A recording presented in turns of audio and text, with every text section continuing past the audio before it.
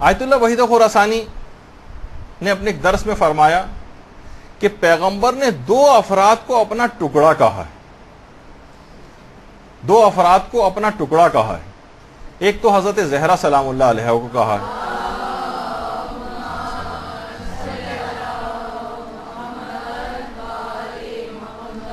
فاطمہ تو بضعۃ منی، فاطمہ میرا ٹکڑا. اور دوسرا کہا ہے امام رضا علیہ الصلوۃ والسلام کو پیغمبر. اللہم صلی علی محمد.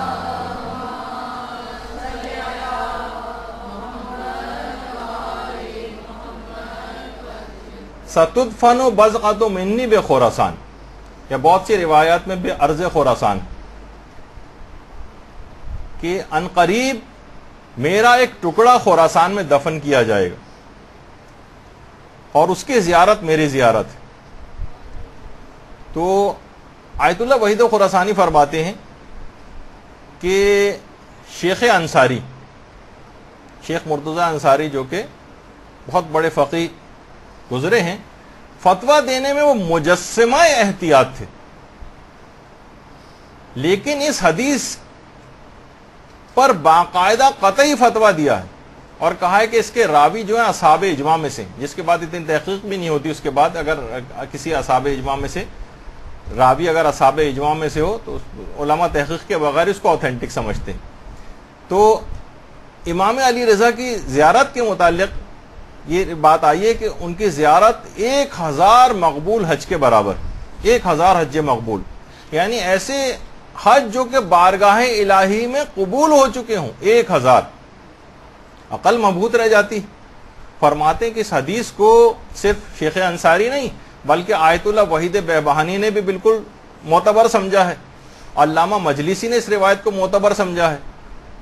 وحید خراسانی فرماتے ہیں شیخ طوسی نے اس روایت کو معتبر سمجھا ہے، میر باقر داماد نے اس روایت کو معتبر سمجھا ہے، اور شیخ مرتضی انصاری، سب نے اس کو صحیح السند مانا ہے. اچھا، آغا وحید خراسانی نے اس امام رضا کی زیارت کے ضمن میں ایک جملہ اور فرمایا. فرماتے ہیں کہ دیکھیے معاملات 3 قسم کے ہوتے ہیں. بعض باتیں قابل درک بھی ہوتی ہیں اور قابل بیان بھی ہوتی ہیں، یعنی آپ کو سمجھ بھی آتی ہیں اور آپ بیان بھی کر سکتی ہیں. کچھ باتیں ایسی ہوتی ہیں جو آپ سمجھتی بھی ہیں اور بیان بھی کر سکتی ہیں. فرماتے ہیں کچھ باتیں ایسی ہوتی ہیں جو قابل درک تو ہوتی ہیں لیکن قابل بیان نہیں ہوتی، یعنی آپ محسوس تو کر سکتی ہیں ان کو، سمجھ تو جاتی ہیں آپ، لیکن بیان نہیں کر سکتی، الفاظ ایسے نہیں ہوتے آپ کے پاس. کہ عرفا بہت سارے اپنے مکاشفات اور چیزوں کو، مثلا کوئی عالم آخرت کی چیزیں بیان کرے جو وہاں ہو کر آ گیا ہو، تو وہ کیسے آپ کے اس کے پاس، وہ ان کو سمجھ تو آ رہی ہوتی ہیں اس کو کسی حد تک، لیکن وہ بیان نہیں کر سکتا مثلا ان کو. اور فرماتے ہیں کچھ باتیں ایسی ہوتی ہیں جو ناقابل درک ہوتی ہیں اور نہ ہی ناقابل وصف ہوتی ہیں، نہ وہ سمجھ میں آتی ہیں اور نہ ہی وہ بیان کی جا سکتی ہیں. فرماتے ہیں کہ جوار امام علی رضا علیہ السلام کی عظمت ناقابل ادراک بھی ہے اور ناقابل وصف بھی ہے، نہ یہ سمجھ میں آتی ہے اور نہ ہی یہ بیان کی جا سکتی ہے. جوار امام علی رضا علیہ الصلوۃ والسلام یہ عقلوں میں نہیں آ سکتا کسی کی. اس جگہ کی عظمت، وہ جہاں پر مدفون ہے وہاں کیا فیوز ہیں، کیا برکات ہیں، زائر وہاں جا کر کیا حاصل کر رہا ہے، کس طرح سے، یعنی وہاں کی اس کی کیسے ملائکہ کے غول در غول وہاں پر آ رہے ہیں، ان کی کیا عظمت و جلالت ہے، نہ وہ اس کو سمجھ سکتا ہے اور نہ یہ بات بیان کی جا سکتی. تو فرماتے ہیں کہ راوی جو تھا وہ بزنتی، وہ حیران رہ گیا، ایک قبر کی زیارت 1000 حج کے برابر، اور وہ بھی ایسے کہ جو بارگاہ الہی میں قبول ہو چکے ہوں. آیت اللہ ناصر مکارم شیرازی نے بھی باقاعدہ لکھا ہے کہ زیارت امام رضا کی فضیلت ہمارے برادران اہل سنت کی کتابوں میں بھی آئی، باقاعدہ ینابع المودہ اس کے اندر بھی یہی والی حدیث آئی ہے کہ ستدفن بضعۃ منی بخراسان، ان قریب میرے جسم کا ایک ٹکڑا خراسان میں دفن کیا جائے گا. پیغمبر فرماتے ہیں کہ جو بھی مشکلوں میں گرفتار شخص اس کی قبر کی زیارت کو آئے گا، خدا اس کی تمام مشکلات کو دور کر دے گا، اور جو گناہگار اس کی زیارت کو آئے گا خدا اس کے تمام گناہوں کو بخش دے گا. اور خود نیاب المودت کے اندر لکھا ہے اہل سنت کی جو کتاب حضرت عائشہ سے روایت کہ پیغمبر نے فرمایا کہ جو بھی میرے بیٹے کی توس میں زیارت کرے گا اس نے گویا ایک حج انجام دیا. حضرت عائشہ حیران رہ گئی، کہا یا رسول اللہ ایک حج؟ پیغمبر نے فرمایا نہیں 2 حج۔ وہ مزید حیران ہوئی، 2 حج کے برابر؟ پیغمبر نے فرمایا نہیں 3 حج۔ اب حضرت عائشہ خاموش ہو گئی۔ پیغمبر نے فرمایا اے عائشہ اگر تم خاموش نہ ہوتی تو میں سلسلہ 70 حجوں تک لے کر جاتا۔ درود بھیجیے محمد والے۔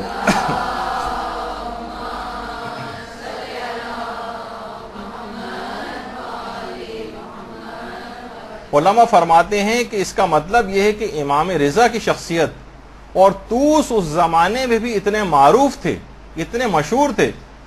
کہ پیغمبر سے ان کا تذکرہ سننے کے بعد بھی انہوں نے اس پر تعجب کا اظہار نہیں کیا حضرت عائشہ نے کہ پوچھتی کہ یا رسول اللہ طوس کون سی جگہ ہے، یہ نہیں پوچھا کہ یا رسول اللہ یہ آپ نے کہا کہ میرا ایک بیٹا یہاں پر دفن کیا جائے گا، تو وہ بیٹا کون ہوگا؟ آپ کا تو کوئی بیٹا ہی نہیں ہے مثلا، وہ اس پہ کہنا چاہیے تھا نا۔ علماء فرماتے ہیں یہ نہیں کہا، بلکہ یہ کہا کہ اس متعلق کوئی سوال نہیں کیا، بلکہ اس کے ثواب کے متعلق سوال کیا،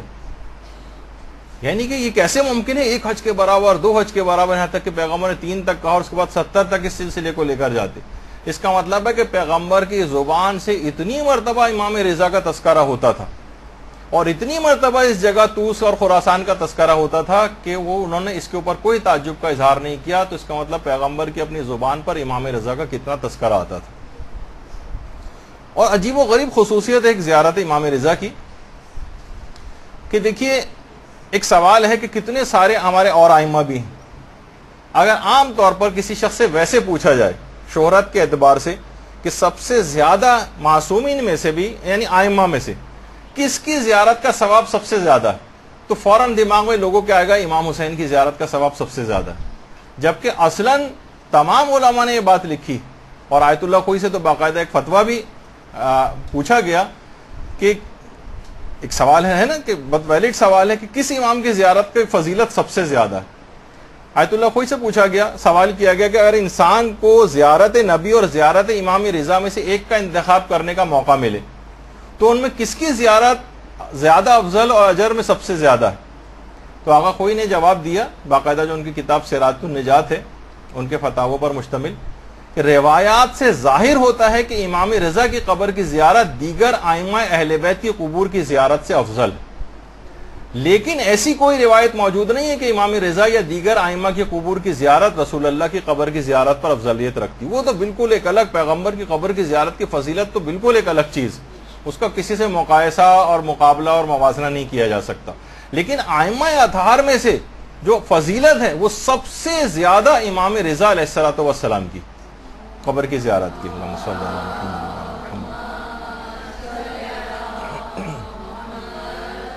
دیکھیے مختلف ائمہ کو مختلف الگ الگ فضیلتیں حاصل ہیں، وہاں کی زیارت کی فضیلت سب سے زیادہ ہے، لیکن مثلا یہ بھی سوال آقا کوئی سے پوچھا گیا کہ کون سی چیز زیادہ افضل ہے، حج مستحبی کے لیے عرفات میں وقوف کرنا اس دن زیادہ افضل ہے یا زیارت امام حسین یوم عرفہ کے دن وہاں جانا زیادہ افضل ہے؟ تو آقا خوئی نے کہا کہ ظاہر ہے، مختلف روایتوں سے بات ظاہر ہوتی ہے کہ زیارت امام حسین کی فضیلت زیادہ ہے، رجحان اس طرف زیادہ ہے۔ یوم عرفہ کے دن اگر واجب حج کی تو بات الگ ہے، ظاہر ہے واجب حج تو آپ کو عرفات میں ہی ہونا ہے، لیکن اگر کوئی شخص مستحبی حج ان دونوں میں سے کسی ایک کا انتخاب کرنا پڑے کہ افضل کون سا ہے، تو مستحبی حج میں وقوف عرفات سے زیادہ اس دن زیادہ ثواب اور فضیلت امام حسین کی زیارت کی یوم عرفہ۔ تو مختلف ائمہ کے اس لحاظ سے الگ الگ فضیلتیں۔ اچھا، دیگر ائمہ کی زیارت کے اندر بھی ایک فضیلت یہ ملتی ہے کہ وہاں جو شخص بھی جاتا ہے اس کے تمام پچھلے گناہ معاف ہو جاتے ہیں۔ البتہ 2 اماموں کے متعلق روایت ایسی ہیں کہ جس میں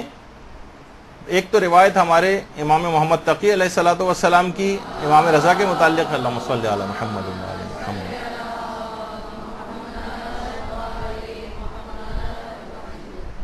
امام نے فرمایا کہ من زار قبر ابی غفر اللہ ما تقدم من ذنبہ وما تاخر، جو شخص بھی میرے والد کی زیارت کرے پروردگار عالم اس کے تمام پچھلے گناہوں کو اور اس کے بعد آئندہ زندگی کے بھی تمام گناہوں کو معاف کر دیتا ہے۔ دیکھیں پچھلے گناہوں کو، یہ خصوصیت امام رضا کی ہے، اور یہ خصوصیت خاص طور پر اگلے گناہ معاف ہونے کے حوالے سے بھی، یعنی جو اس نے سرکشی وغیرہ کی وجہ سے وہ والے گناہ شامل نہیں کہ جو جان بوجھ کے، اب اس کی روایت پتہ چل گئی اب جان بوجھ کے مثلا وہ گناہ کر رہے نہیں، ان وہ شامل نہیں، لیکن عام طور پر غفلت میں جو آئندہ زندگی میں بھی گناہ ہوتے ہیں وہ بھی آئندہ زندگی کی زیارت کے بعد کی زندگی کے گناہ معاف ہو جاتے ہیں۔ یہ خصوصیت امام رضا کی زیارت کی ہے، اور دوسری یہ خصوصیت امام حسین علیہ السلام کی زیارت کی بھی۔ تو سابقہ تمام گناہ اور آئندہ پیش آنے والے تمام گناہ یہ بھی معاف ہوتے ہیں۔ اچھا، اسی طرح سے اور امام فرماتے ہیں کہ نہ صرف گزشتہ اور آئندہ گناہ معاف ہوتے ہیں، بلکہ جب قیامت کا دن طلوع ہوگا تو اس کا مقام، یعنی امام رضا کے ظاہر کا مقام پیغمبر اسلام کے ممبر کے سامنے ہوگا، یہاں تک کہ خدا مخلوقات کے حساب سے فارغ ہو جائے۔ یعنی پیغمبر کا جس جگہ پہ ممبر ہوگا وہاں پر امام رضا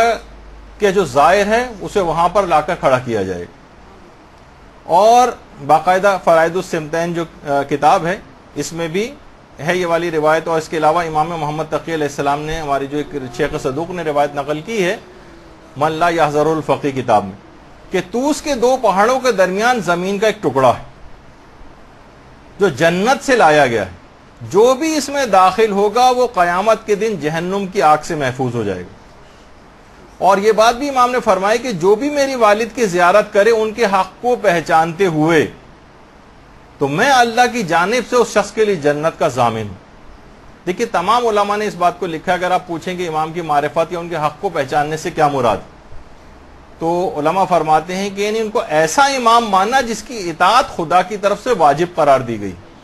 اطاعت واجب قرار دی گئی ہے تاکہ آپ اطاعت کریں، نافرمانی کے لیے نہیں ہے کہ بس صرف ان کو مان لو، ان کے نام سے واقفیت رکھو، یہ نہیں کہا گیا، بلکہ ایسا امام ماننا جس کی اطاعت پروردگار کی طرف سے واجب قرار دی گئی ہے تاکہ انسان ان کی اطاعت کرے۔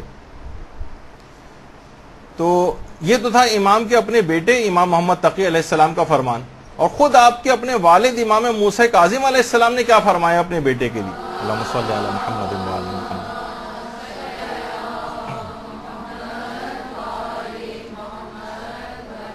کہ جو میرے فرزند علی کی قبر کی زیارت کرے۔ دیکھیے ابھی تو پیغمبر کی جو حدیث تھی اس میں آپ نے ایک جگہ جو ہے ایک حج کا سنا، پھر پیغمبر 70 تک لے کر جاتے اس کو، پھر اس کے بعد ایک اور روایت میں آپ نے 1000 حج کا تذکرہ سنا ابھی۔ تو امام نے فرمایا، امام موسیٰ کاظم علیہ السلام نے، کہ جو بھی میرے فرزند علی کی قبر کی زیارت کرے گا اس کے لیے 70 قبول شدہ حج کے برابر ثواب ملے گا۔ راوی نے بہت بعید سمجھا 70 قبول شدہ حج۔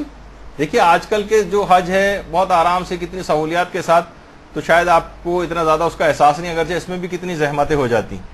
لیکن راوی حیران رہ گیا 70 قبول شدہ حج اتنی زحمتوں کے ساتھ وہ صرف قبر کی زیارت کرنے سے۔ امام نے فرمایا ہاں 70,000 حج مقبول کا ثواب، 70,000، بہت سی روایت کے اندر 7 لاکھ حج مقبول کا ثواب بھی بتائے گئے۔ تو اور امام نے فرمایا کتنے حج ایسے ہوتے ہیں جو قبول نہیں ہوتے، میں حج مقبول کی بات کر رہا ہوں۔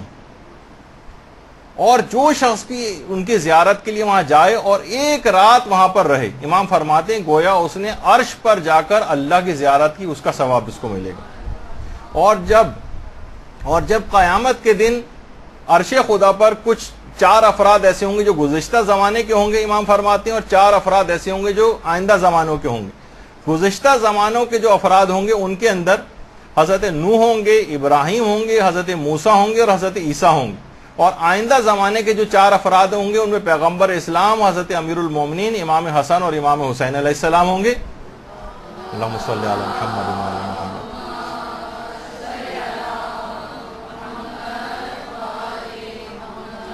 پھر امام فرماتے ہیں ان لوگوں کے ساتھ، یعنی پھر ہمارے ساتھ عرش پر وہ بیٹھیں گے جنہوں نے ائمہ کی قبور کی زیارت کی ہوگی۔ اور امام فرماتے ہیں کہ حقیقت یہ ہے کہ میرے فرزند علی کی زیارت کرنے والوں کا درجہ سب سے زیادہ بلند ہوگا،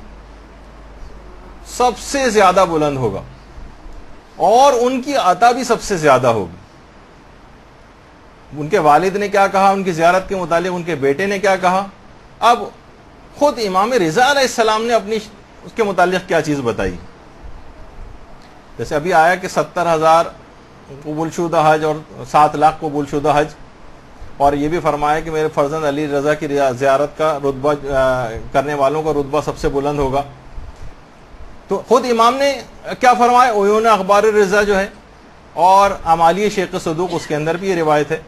کہ جو بھی میری زیارت کرے گا، امام نے فرمایا خدا اس کے لیے 1000 شہید کا ثواب لکھے گا، 1000 صدیق کا ثواب لکھے گا، 1000 حج کا ثواب لکھے گا، 1000 عمروں کا ثواب لکھے گا، اور 1000 مجاہدوں کا ثواب لکھا جائے گا،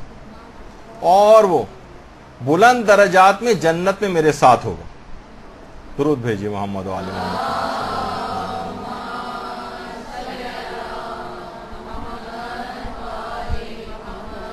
اچھا، جب اتنی زیادہ زیارت کے فضائل ہیں تو بہت زیادہ فکر اس بات کی نہیں ہونی چاہیے کہ ہماری زیارت قبول ہو جائے۔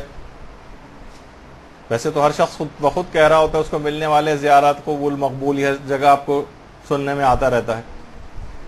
زیارت کی قبولیت کا معیار کیا ہے؟ کیسے ہم سمجھیں گے کہ ہماری زیارت قبول ہو گئی؟ اس کی ایک اہم ترین علامت، اگر گزشتہ جو برائیاں ہم اپنے ساتھ لے کر گئے تھے، اگر وہ ہم وہیں دفن کر کے آ جائیں تو سمجھ جائیے کہ امام کی زیارت قبول ہو گئی۔ دیکھیے، ہمارے ساتھ سفر میں عالم بعمل مولانا سید محمد علی نقوی صاحب بھی تھے، انہوں نے بہت اچھا جملہ کہتے تھے، دیکھیے بعض لوگ بلائے جاتے ہیں اور بعض بن بلائے آ جاتے ہیں۔ دیکھیے بن بلائے بھی تو آ جاتے ہیں نا، اب وہ تو ظاہر ہے کریم کی بارگاہ ہے، کوئی بن بلایا بھی آ گیا تو اس کو بھی محروم تو نہیں لوٹاتے، کریم ابن کریم ہے۔ تو ایک زیارت وہ ہے جو آپ کرتے ہیں، اور ایک زیارت وہ ہے جو امام کرتے ہیں۔ اگر آپ تبدیل ہو گئے وہاں جا کر تو سمجھ جائیے کہ امام نے آپ کی زیارت کر لی۔ آپ نے تو زیارت کی، اس طرح ہم گئے زری کے اوپر گئے، وہاں سے واپس آ گئے، چلیں آپ کی زیارت اس لحاظ سے کہا جائے، لیکن ابھی تو تھا نا ظاہر مزور اور وہ باطنی رجحان۔ مزور بھی تو آپ کی زیارت کرے، ایسا ہے کہ جس سے ملنے جائیں دوسرا آپ سے ملاقات ہی نہیں کر رہا ہے، یا اس کی نگاہ میں آپ کی کوئی حیثیت نہیں، تو اس کو تھوڑی زیارت اس لحاظ سے کہا جائے گا۔ کہا کہ اگر آپ تبدیل ہو کر آئے ہیں وہاں سے تو سمجھ جائیے کہ امام نے آپ کی زیارت کو قبول کیا، اور اگر آپ ویسے ہی وہاں سے واپس آ گئے ہیں، وہی بھرپور زندگی اس طرح پہلے گزار رہے تھے، کوئی فرق ہی نظر نہیں آ رہا ہے، تو سمجھ جائیے کہ زیارت قبول نہیں ہوئی۔ ظاہر جو فائدے اور اس کریم کی بارگاہ سے حاصل ہونے وہ تو ظاہر کوئی شخص محروم نہیں رہے گا، مل ہی جائیں گے، لیکن اصلاً جو زیارت کا حق تھا وہ ادا نہیں ہو سکا۔ برحمتك يا أرحم الراحمين وصلى الله على محمد وآله الطاهرين